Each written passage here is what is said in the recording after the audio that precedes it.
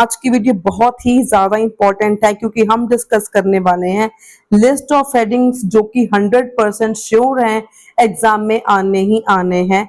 इसको हैंडल कैसे करना है, यू कैन ऑलरेडी गेस कि हमारे पास लिस्ट ऑफ 8 हेडिंग्स हैं एंड 28 to 34 क्वेश्चंस हैं। That means we have approximately 6 to 7 questions regarding list of headings in this passage. तो अगर आप ये 6 to 7 क्वेश्चंस अपने श्योर कर लेते हो तो आपका जो बैंड स्कोर है वो 5 से 6 तक एलिवेट हो सकता है। So make sure to watch this video till the end if you also want to elevate your reading score. So technique को समझना मुश्किल नहीं है, टेक्निक को समझना बहुत इजी है। अगर आपने टेक्निक को सीख लिया तो आपकी कोई भी लिस्ट ऑफ हेडिंग गलत नहीं होगी। टेक्निक क्या है, स्ट्रैटेजी क्या है, हमने करना कैसे है, बहुत ध्यान से आपने सुनना है एंड समझना है। तो हमने कभी भी पहले क्वेश्चंस को रीड नहीं करना, ठीक है, लिस्ट ऑफ हेडिंग्स को हमने कभी पहले रीड नहीं करना। Straight away we have to move on to the paragraphs. So सबसे पहले जैसे कि हमारा पैराग्राफ नंबर ए है, so let's read and get an idea. तो पैसेज को रीड करने से पहले एक इंपॉर्टेंट चीज बता दूं, कोई भी पैराग्राफ है हमेशा वो इतनी लेंथ का ही होता है। तो हमेशा इसमें क्या होता है, स्टार्टिंग में आपको एक जनरल लाइन दी होती है कि what the paragraph is about. उसके बाद सेंटर में इस पैराग्राफ को एक्सप्लेन किया गया होता है कि इसमें डिटेल में है क्या, एंड एंडिंग में इस जनरल लाइन को समराइज किया होता है। दैट मीन्स समरी होती है लास्ट की लाइंस। तो बेसिकली सारे के सारे पैसेज में एक ही बात करते हैं, वो मेन बात क्या कर रहे हैं हमने उसको पकड़ना होता है। तो जैसे हम इसको ढूंढें, इसको रीड करें। इन 2017 Carlos Fernando, a Spanish engineer turned entrepreneur, saw a piece of art in a museum that profoundly affected him। तो यहीं से थोड़ा बहुत आपने स्टार्टिंग में से ही आइडिया लगाना कि किस चीज की बात कर रहे हैं। तो यहाँ पे क्या बोला है कि जो मेन इसमें जो पर्सन है कार्लोस फेर्नांडो, इसने एक पीस ऑफ आर्ट देखा म्यूजियम में जिसने इसको बहुत ही ज्यादा डीपली इम्पैक्ट किया। प्रोफाउंडली का मतलब होता है डीपली इम्पैक्ट करना, ठीक है। सो उसके बाद अगर हम रीड करें क्या लिखा हुआ है थोड़ा सा आगे, वो पिक्चर में क्या था, shows a child crouching by the edge of the ocean and lifting up a wave to reveal the cluster of assorted plastic waste from polythene bags to water bottles. The artwork designed to raise public awareness। मतलब basically first line के बाद इसके बाद वाली lines में क्या बता रहे हैं कि जो आर्ट का वो पीस था वो उसको डिस्क्राइब किया गया है, वो आर्ट का पीस क्या था और उससे क्या पता चल रहा था, ये सारी चीज वहां तक है। इसके बाद बता दिया left Fernando angry and fuelled with entrepreneurial ideas. तो ये इस आइडिया को देखकर, इस जो आर्ट का पीस है, आर्ट के पीस को देखकर वो उसको एंग्री भी फील हुआ एंड उसके अंदर बहुत सारे बिजनेस के आइडियाज भी आ गए। तो बेसिकली बात हो रही है फेर्नांडो की कि उसको art of peace, music art of art देख के उसको कैसा फील हुआ, ठीक है। अगर आप लिस्ट ऑफ हेडिंग्स पर हम जाएं तो अब हमने यहाँ पर क्या करना है, यहाँ पर आके हमने एलिमिनेशन टेक्निक को यूज करना है। कैसे यूज करना है, अब यहाँ पर टाइम की बात कर हमने रीड करी नहीं रीड करी, उसके बाद फेर्नांडो का कोई प्रोडक्ट इसमें आया नहीं आया, कोई सोल्यूशन की बात करी इसमें नहीं करी, इन्वेंशन की बात करी इसमें नहीं करी, जनरेशंस की बात करी इसमें नहीं करी, a disturbing experience, let us tick this for a while, so the problems with replacing a consumer item की बात करी नहीं करेगी।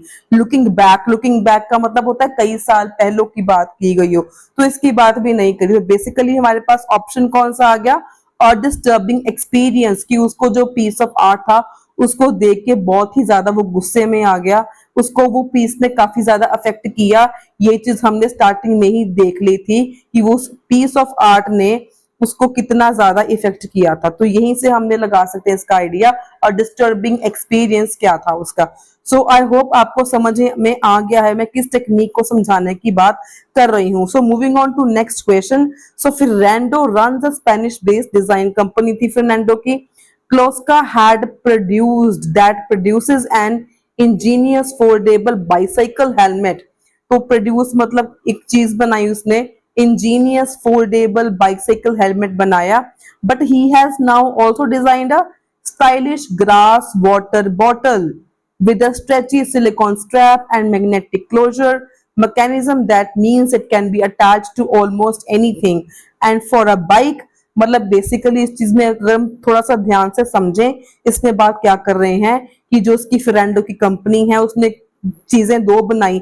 एक तो उसने क्या बनाया, फोल्डेबल बाइसिकल हेलमेट, उसके बाद क्या बनाया, स्टाइलिश ग्लास वाटर बॉटल। उसके बाद दोनों के फीचर्स भी बताए कि स्टाइलिश ग्लास कैसा है एंड हेलमेट कैसा है। पहले उसने बॉटल बॉटल के बारे में बताया कैसी दिखती है या किस चीज से बनी है, उसके बाद उसने बताया हेलमेट के बारे में।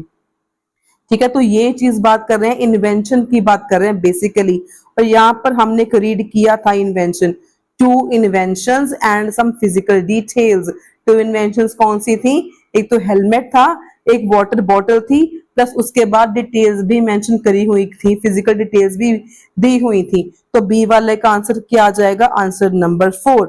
ठीक है, और आंसर नंबर 6 भी हमने यहाँ पे कर लिया हुआ है। सो बेसिकली जो भी आपका ऑप्शन हो जाए you need to cut those option down, ताकि आपको पता चल जाए कि ये दो ऑप्शन अब दोबारा रिपीट नहीं होंगे। जो ऑप्शन एक बार हो जाता है वो दोबारा ऑप्शन रिपीट नहीं होता है। सो नेक्स्ट आपकी टर्न है, आपने बताना है क्या लगता है आपको इसका आंसर। मैं एक बार आपको समझाऊंगी जरूर। अब यहाँ पर क्या है नेक्स्ट वाले पैराग्राफ में, the intention is to persuade people to stop boiling water in a plastic bottle, thus saving consumers money and reducing the plastic water piling up in our oceans। अब यहाँ पर क्या बात कर रहे हैं कि जो इंटेंशन थी उसके, जो उसने बनाया ऊपर ग्लास वाटर बॉटल बनाया, उसके इंटेंशन क्या थी कि लोगों को ये चीज प्लास्टिक बॉटल्स खरीदना लोग बंद कर दें, ताकि जो प्लास्टिक वेस्ट है वो ओशंस में इकट्ठा होना बंद हो जाए। तो ये चीज के लिए उसने बनाया अपना जो था ग्लास प्लास्टिक बॉटल को, ग्लास बॉटल बनाया उसने। ठीक है जी, इसमें बेसिकली सारे यही चीज की बात कर रहे हैं कि जो प्लास्टिक है वो रिसाइकल नहीं होता। ठीक है, एक एनवायरमेंटल फ्रेंडली नहीं है एंड ऑल दैट, यही हम बात कर रहे हैं यहाँ पे। तो बेसिकली अगर हम ऑप्शंस को देखें तो ऑप्शंस में अगर हम एलिमिनेशन टेक्निक को यूज करें, हमारा कौन सी ऑप्शंस हो चुके हैं, ऑप्शन नंबर 2 हो चुका है एंड ऑप्शन नंबर 6 हो चुका है, राइट। तो यहाँ पे अपॉर्चुनिटीज की बात कर रहे हैं, नहीं कर रहे। The reasons why Fernando's product is needed, ऐसे कौन से रीजंस हैं जिसकी वजह से फेरेंडो का जो प्रोडक्ट है, जो ग्लास बॉटल उसने बनाई उसकी जरूरत है, क्यों है, ताकि लोग जो प्लास्टिक बॉटल्स हैं उसको खरीदना बंद कर दें, ताकि ओशंस में प्लास्टिक इकट्ठा होना बंद हो जाए। Yes, this is the answer.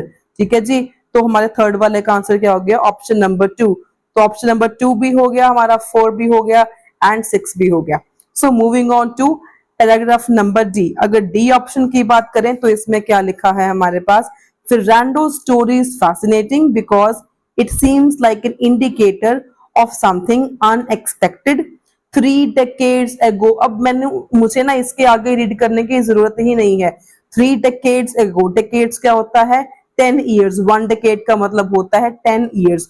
तो सिमिलरली 3 decades का मतलब क्या होगा, 30 years की बात कर रहे हैं पहले की। तो हमारे पास 3 decades ago की बात कर रहे हैं, तो यहाँ पे एक हमारे पास पॉइंट था, looking back at why the water was bottled. तो हमें इतना पढ़ने की जरूरत ही नहीं है, लुकिंग बैक का मतलब ही ये पास्ट की बात कर रहे हैं। तो इसका आंसर आ जाएगा, सेक्शन डी का आंसर आ जाएगा ऑप्शन नंबर 8। आई गेस आपको समझ में आ रहा है। सिर्फ हमने इतना टाइम कंज्यूमिंग नहीं होते, सिर्फ हमने स्टार्टिंग की 2-3 लाइन से आइडिया लगाना होता है कि क्या मेजरली किस बारे में बात हो रही है। कोशिश करो कि आपको स्टार्टिंग से ही आइडिया लग जाए। So moving on to next paragraph number E. अब इसमें बात क्या हो रही है, टुडे। अब टुडे की बात भी यहाँ पे हो रही है। ठीक है, सो लेट्स रीड। यहाँ पर बात कर रहे हैं, the though conspicuous extravagance no longer seems desirable among consumers. Now recycling is fashionable and is cycling rather than driving. Plastic water bottles have become so common that they do not command status. Instead, what millennials, young people born in late 20th century prefer to post on social media। अब यहाँ पे क्या बात कर रहे हैं, young people born in late 20th century prefer to post on social media। मतलब ये बात कर रहे हैं प्रेजेंट की, कि आजकल की जो टीनेजर्स हैं, जो यंगस्टर्स हैं, वो क्या चीज करते हैं। एंड इसके नीचे अगर हम जाएं, हमें 40 का भी गिवन है। ठीक है, आउट ऑफ डेट यहाँ पर लिखा हुआ है, never mind the fact that they feel oddly out of date to anyone over the age 40, over the age 40 मतलब जो elders हैं, जो पुराने जमाने के हैं, उनका पॉइंट ऑफ व्यू क्या था। दो चीजों की बात कर रहे हैं हमारे पास, एक यंग जनरेशन की बात कर रहे हैं, एक ओवर 40s की बात कर रहे हैं। तो एक हमने पॉइंट रीड करा था जनरेशन वाला भी, contrasting views of different generations. तो ये रहा contrasting views of different generations. एक तो यंग पीपल के बारे में था, एक ओवर 40 के बारे में था। तो हमारा जो नेक्स्ट वाला हमने ई रीड किया, इसका आंसर हमारे पास आ गया ऑप्शन नंबर 5। तो आइडिया लगाना आपके हाथ में है कि आपने इसको ऑब्जर्व कैसे करना है, जस्ट आपकी ऑब्जर्वेशन मैटर करती है।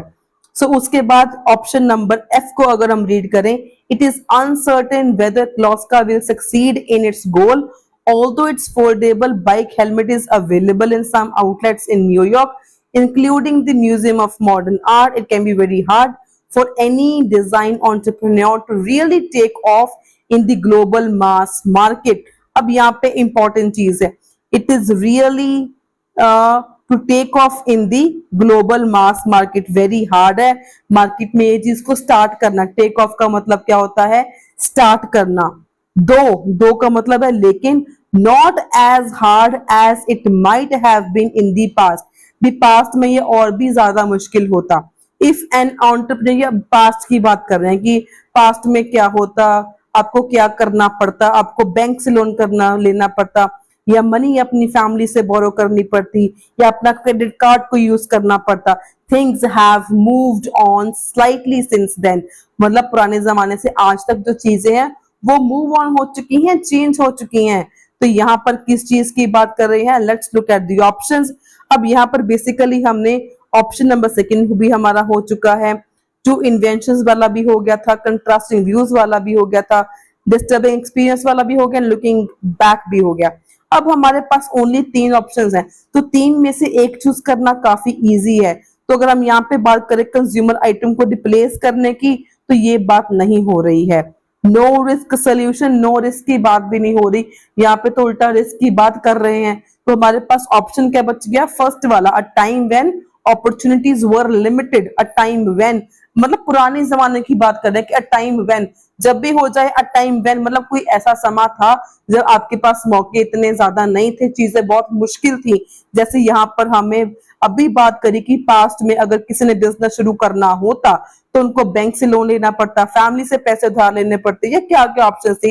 लेकिन आज इतना हार्ड नहीं है, आज हमारे पास ग्लोबल मास मार्केट है, ठीक है। और time when opportunities were limited मतलब पुराने जमाने की बात कर रहे हैं यहाँ पे।